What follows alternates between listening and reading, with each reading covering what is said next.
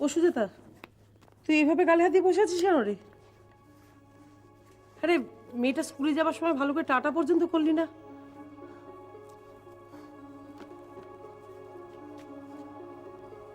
কি রে, আমি তোকে তো বারবার করে বললুম তুই যা নক্ষত্র কাছে গিয়ে ক্ষমা চেয়ে নে। আচ্ছা দেখ, মানুষই তো ভুল করে, আবার মানুষই ভুল ভাঙে। তুই যদি একটা ভুল সারা জীবন আঁকড়ে থাকিস তাহলে কি করে চলে বল? আসলে তো ভুল তুই একা করিসনি, ভুলটা আমিও করেছি। নক্ষত্রকে আমরা দুজনেই চিনতে ভুল করেছি। শোন না, তুই যদি বলিস তাহলে আমি না হয় আজকেই ফোন করে ওর কাছে ক্ষমা চেয়ে নেব। কি যাতা বলছো মা? তোমার কি মাথা খারাপ হয়ে গেছে? মাথা খারাপ হয়নি, মাথা খারাপ হয়েছিল। এখন তো আমি ভুলটা বুঝতে পারছি। ঠিক আছে, ঠিক আছে, তুমি এবার অফিস যাও, তোমার তো অফিসে দেরি হয়ে যাচ্ছে। তা তুই কতক্ষণ এভাবে বসে থাকবি বল? আমি উঠছি, তুমি যাও না। যাচ্ছি আমি। তুই একটুখানি আজকে তিতিরকে স্কুল থেকে নিয়ে আসবি। আমি কি করে যাব? আমাকে তো একটু বেরোতে হবে। ও বাড়িতে যাবি? দেবাংশু কাকুর অফিসে যাব, যেতে বলেছিলেন। দেখি কিছু ব্যবস্থা হয় কিনা। ঠিক আছে যা তুই, আমি দেখি, আমি তাড়াতাড়ি বেরিয়ে নিয়ে আসবো ওকে। আমি এই 2-2:30 নাগাদ বেরিয়ে 5:30-6টার মধ্যে চলে আসবো। সে তুই কাজ শেষ করে আসিস। নে দরজাটা বন্ধ কর, আমি বেরোচ্ছি। আয়।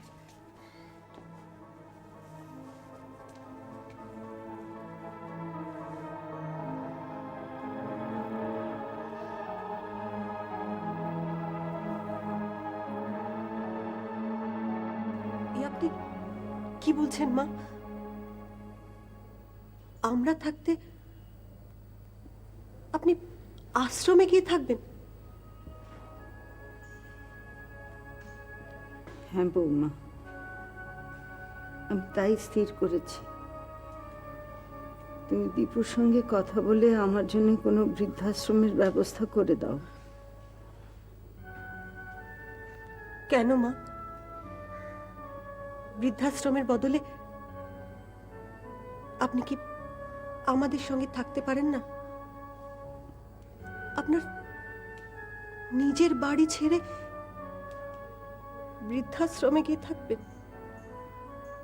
ওটা আমার বাড়ি নয় বৌমা, দীপুর বাড়ি। ছেলের বাড়ির উপর মার কি কোনো অধিকার থাকতে পারে না? একটা বয়সের পরে আর থাকে না, থাকা উচিত নয়।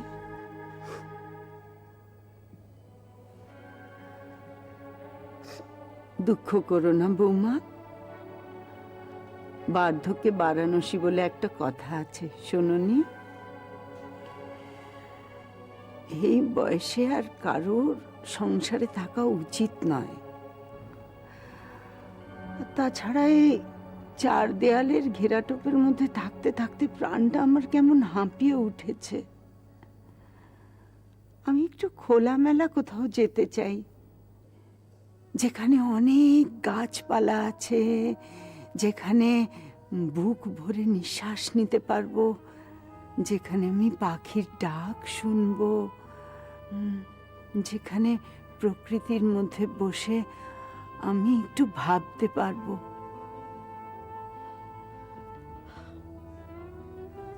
বেশ, আপনার এই ইচ্ছের কথা আমি আমি নিশ্চয়ই আপনার ছেলেকে জানাবো। নিশ্চয়ই ওর কোনো আপত্তি হবে না।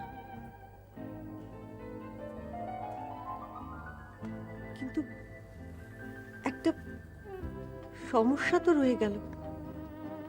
কি সমস্যা বৌমা? আপনার শরীর তো তেমন ভালো নয়। ডক্টর সেন এই অবস্থায় আপনাকে ছাড়তে রাজি হবে, বিশেষ করে আশ্রমে যেখানে কোনো রকম চট করে চিকিৎসার ব্যবস্থা করা খুব কঠিন। শুভ্রাংশু আমাকে ছাড়বে না কেন? ছাড়বে না কেন? তাছাড়া এখানে থাকলেও তো আমার সুস্থ হয়ে যাবার কোনো সম্ভাবনা নেই। আর তাছাড়া নক্ষত্র তো বারবার দীপুকে বলেছে আমাকে বাড়িতে ফিরিয়ে নিয়ে যেতে। বেশ তো মা, চলুন না আপনি আমাদের সঙ্গে। আমরা সেখানে নার্স রাখতে পারবো। দরকার হলে ডক্টর সেনকে ফোন করে কনসাল্ট করতে পারবো। 10 মিনিটের মধ্যে গাড়ি করে এখানে নিয়ে আসতে পারবো। না না, তার আর কোনো দরকার নেই বৌমা, আমি এখন খুব ভালো আছি। তুমি বরং শুভ্রাংশুকে বলো আমার সঙ্গে একবার দেখা করতে, আমি ওকে সব বুঝিয়ে বলবো।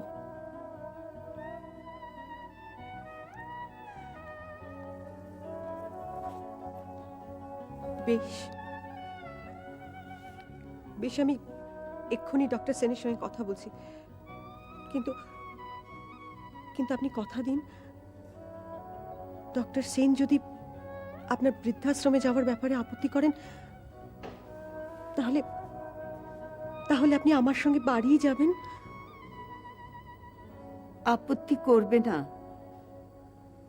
আমি শুভ্রাংশু, নক্ষত্র এদের খুব ভালো করে চিনি। আমার কোনো কথাতে ওরা আপত্তি করবে না, করতে পারবে না।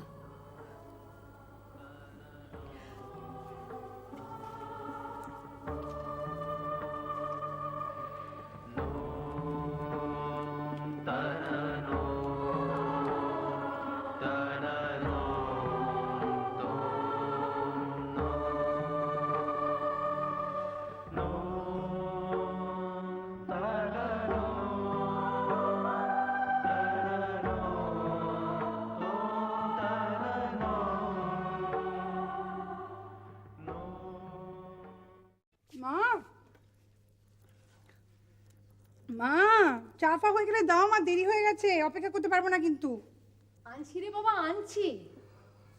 সবসময় যেন করে ঘোড়ায় জিন দিয়ে রেখেছিস। এই নিয়ে ধর। ও মা, দাও। তো কলা পাউরুটি কিছু খেলিই না। খেয়েছি, ডিম খেয়েছি, ডিম খেয়েছি। ডিমটা খেলেই হয়ে গেল? এত গরম, সময় নেই মা, সময় নেই, সময় নেই, ইনসিস্ট করো তো না। সময় নেই যখন, তখন চাটা না খেয়ে কলা পাউরুটিটা খেয়ে যা। হবে না, হবে না এখন। তোর তো কোনো কিছুতেই সময় নেই। বান্টিকে ফোন করেছিলি? আন্টিকে না, কালকে তো সময় হলো না। ওই একজন পেশেন্ট এসে গেল, ভীষণ তার অবস্থা খারাপ। এত টেনশন ছিল সারাদিন, আমি বেরোতে পারিনি আর ফোন করতে। আজকে ফোন করবো। ও শোন, ঋত্বিক ফোন করেছিল। আবার কি বললো? এই কি আবার বলবে, বান্টির খবর নিতে চাইছিল। আমি বললাম ভালোই আছে, তুই 2-1 দিনের মধ্যে ফোন করবি, এটাই বললাম আর কি। আর তো কিছু বলিনি। তুমি, আমি আর পারি না, এত এক্সট্রা কথা বলো না তুমি। তোমার ঋত্বিকে বলার কি দরকার যে বান্টির সঙ্গে আমার ফোনে যোগাযোগ আছে, আমি যদি ফোন নাম্বার চাই?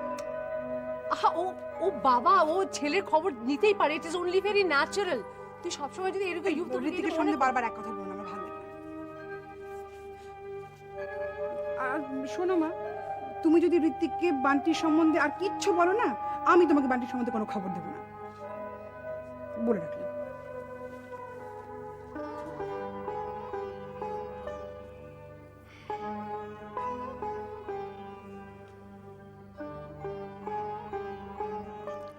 ঠিক আছে, তাহলে বিকেলে যখন আমি রাউন্ডে যাব তখন না একবার দেখে নেব। আর তুমি সিস্টারকে সব কিছু বুঝিয়ে দিও, ওকে? ঠিক আছে। ডক্টর সেন, ও আপনি আসুন, বসুন।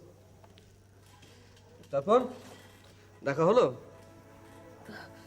ডক্টর সেন, আমি কিছুতেই বুঝতে পারছি না মা কেন এরকম গোয়ার তুমি করছেন। আপনি কাইন্ডলি একটু ওনাকে বোঝান না।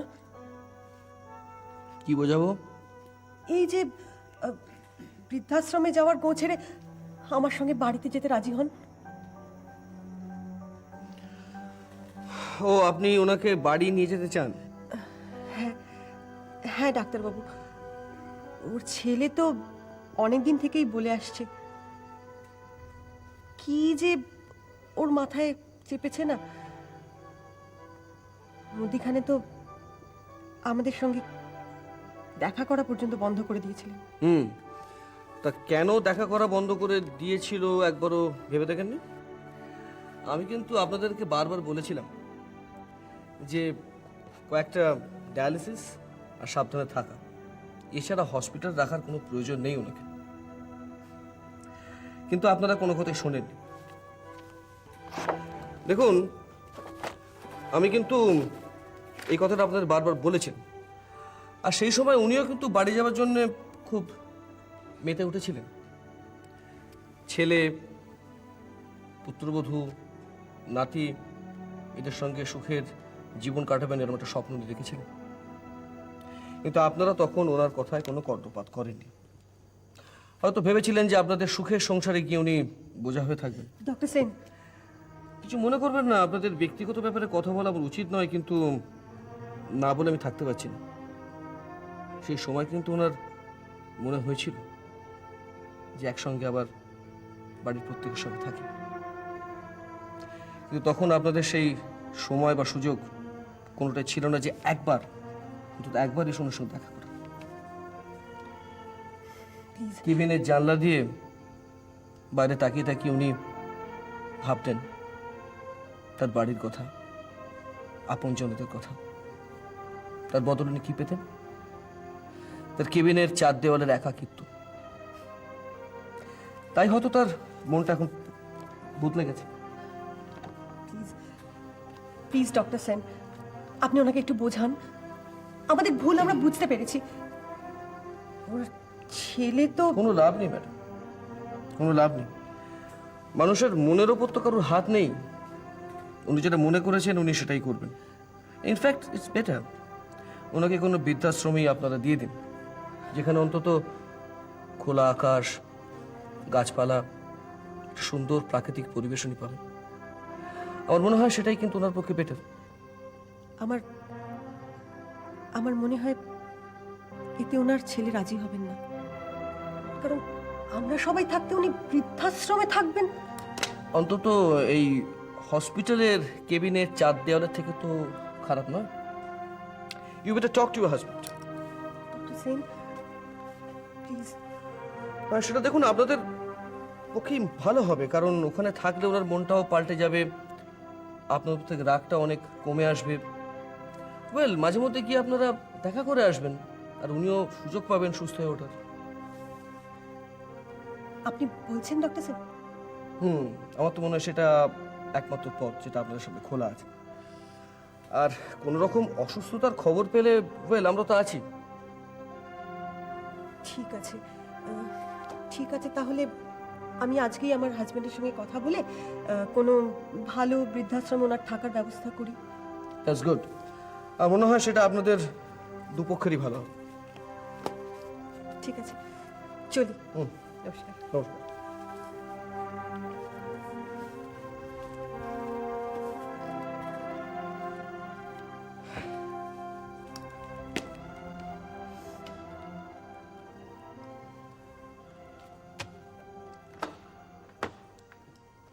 Hello Dear sir, side A reference लिखे दियो. The achievement of the said target. I take immense pleasure in informing you that we have been able to achieve the target set by our company. Respectively, our company is going to কি ব্যাপার? হ্যাঁ, এক্ষুনি পাঠিয়ে দাও। বেশ চক্রবর্তী, আপনাকে আমি পরে ডেকে নেব। সুজাতা, এসো প্লিজ, আপনি আসুন।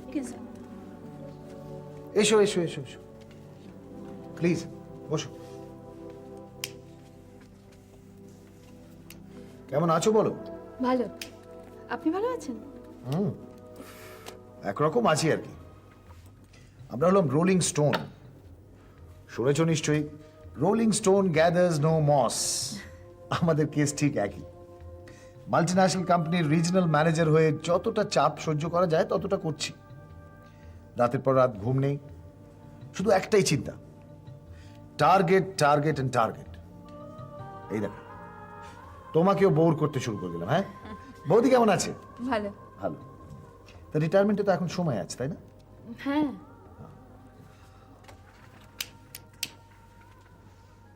বাই দ্য বাই, তুমি সেদিন বলছিলে তো ডক্টর নক্ষত্র রায় তো তোমার হাজবেন্ডের নাম। হ্যাঁ। হ্যাঁ, আমি চিনি that young and bright doctor. অনেক কথা শুনেছি। মাঝখানে শুনছিলাম কি যেন একটা কেসের সঙ্গে জড়িয়ে পড়েছেন। তা সেটা কি সলভ হলো? হ্যাঁ, না, হ্যাঁ, কেসটা শিগগিরই শুরু এই- হবে। এই দেখো, এই ডক্টরদেরও যত রকমের ঝামেলা। কিছু হলেই পাবলিক গ্রিভেন্সের মুখোমুখি হতে হয়, তার উপরে আবার হিউম্যান রাইটস কমিশন। এই তাই পাবলিকও ভেবে নেয় যে ডক্টররা ভগবান। ওরাও তো মানুষ, ভুল তো করতেই পারে। স্পেশালি তোমার হাজবেন্ডের নামে আমি যতটা জানি, he is such a careful doctor. মানে এত নাম। এনিওয়ে যাক, এইসব ডিসকাশন করলেও আমাদের কি লাভ বলো? বলো তুমি কি বলতে এসেছিলে? আপনি আমাকে আজকে একবার আসতে বলেছিলেন। ও হ্যাঁ হ্যাঁ হ্যাঁ, রাইট রাইট রাইট, মাই গড, আমি ভুলেই গেছিলাম। আসলে কি জানো, আমি তোমার মনের মতন একটা চাকরি পেয়েছি। I think it will suit you. কোথায়? মানে কোন কোম্পানিতে?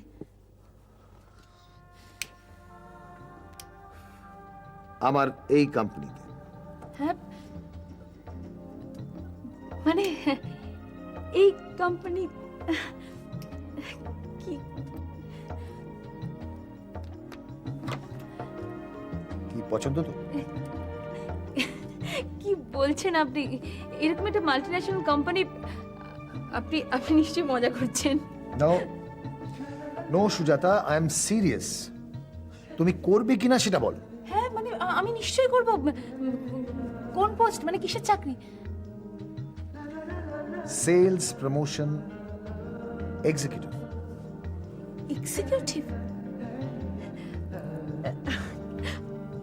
আপনি আপনি আপনি আপনি সত্যি বলছেন? হ্যাঁ, আমি সত্যি বলছি। And you deserve every bit of it Sujata. তোমার একাডেমিক রেজাল্টস আর ব্রিলিয়ান্ট। মাস্টার্সে এত ভালো রেজাল্টস করেছো তুমি। আমি তোমাকে সব খুলে বলছি, কিন্তু তার আগে কফি খাবে তো? হ্যাঁ, হ্যাঁ, পারি। রাইট, তারপরে সব কথা হবে। জীবনের পথ এটা